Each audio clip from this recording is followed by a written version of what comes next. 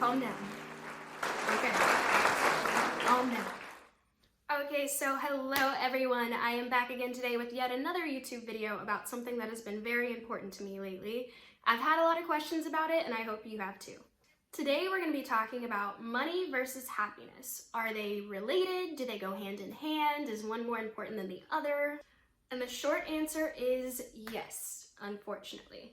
Money does have a major impact on how happy you are, which was really annoying for me because when I first decided to make this video, I was hoping there wouldn't necessarily be a major correlation between the two, but there actually is. After a lot of digging, I found an article that really stood out to me, and it was titled, "Money Does Buy Happiness After All." And in this article published in 2021, it shows that there's a direct correlation between how much money you make and how happy you are. But what really stuck out to me was the fact that people making under $80,000 a year tend to be unhappy compared to those making more than $80,000 a year. And that's pretty rough because this article is talking about individual income, and $80,000 is kind of a lot. Most people aren't making $80,000 a year or above. And I already knew that the average income was under $80,000 a year just because of searches that I've done in the past, but I decided to look it up again just for the purpose of getting 2021 numbers. So looking up the median household income in the United States, and I decided to use the median instead of the average just to kind of exclude the outliers, the billionaires like Jeff Bezos and the people that don't make any money at all. But the median household income is $79,900, which means that we kind of have a chance. There's slight chance, you guys, at happiness for the average person. But looking at the median individual income in the United States, it's $44,225. Just let that sink in. So then I was thinking, what are we supposed to do then if on average it takes about $85,000 for you to start being happy? Or what are you supposed to do when you're making between $85,000 and $625,000 and you're still unhappy? And that still happens.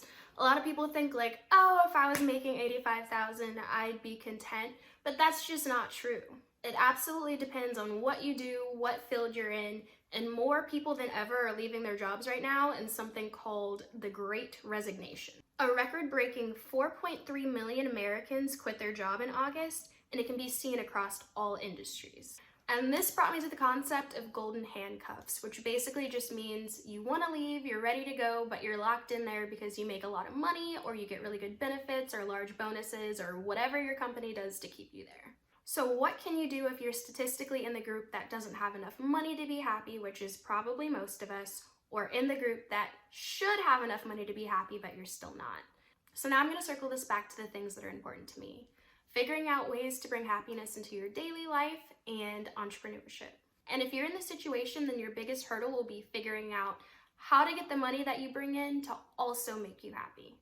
But sometimes we get stuck with that because we feel like, this thing that I really enjoy, there's no way to make money out of it. And that's just not true. So I'm going to do this exercise that I found, and I hope that you'll do it with me. So the first part of this exercise is to name 5 things that you genuinely enjoy, regardless of how stupid you think they are. And I'm going to do this exercise with you. So my 5 things are writing, traveling, playing video games, making social media content, and watching movies. And some of those things you can obviously make money doing, like writing if you're good enough at it, but the other 4 are kind of questionable. But the thing is, regardless of how silly you think it is, there's somebody out there making money doing that thing. And the next part of this very short exercise is to find 5 people that are doing those things you enjoy and making a lot of money doing it, because I assure you there is one. So I'm going to go through my 5 things pretty quickly because my 5 things obviously are going to be different than your 5 things. But to start for mine, I'm going to start with the easiest one that you can obviously make money off of, which is writing. I chose Stephen King for writing just because he's an author that we all know or at least have heard of. And he has an estimated net worth of $500 million. So my second one, which is traveling, it took me a second because I don't really know any travel vloggers' names personally, but one that I found that I've actually never heard of before is Drew Binsky. He has an estimated net worth of $1.5 million, and all he does is travel and document it. For the third one I wrote down, which is playing video games, I chose someone that's very well known in the YouTube and gaming community, and it is PewDiePie. And PewDiePie has an estimated $80 million net worth just from playing video games and documenting it. For my fourth hobby, which was making social media content, it was really hard to pick someone for this just because there are tons of people that are social media content creators. But the person that I chose for this was Bretman Rock, just because I think he's really funny and I did actually follow him on social media a long time ago. He has an estimated net worth of $1.5 million, all from just taking pictures and making funny videos. And the last one that I wrote down was watching movies, and this one was actually pretty tough for me. I'm not sure why though, because being a film critic is a real job. The guy that I found for this I've actually never heard of before, but his name is Armond White, and he is apparently a super famous film critic with an estimated net worth of $5 million just from watching films and writing reviews about them. And I didn't include all millionaires in this because that's what I'm aspiring towards, but it was more just to show that there are people making massive amounts of money doing these things that you don't really think of as money-making jobs.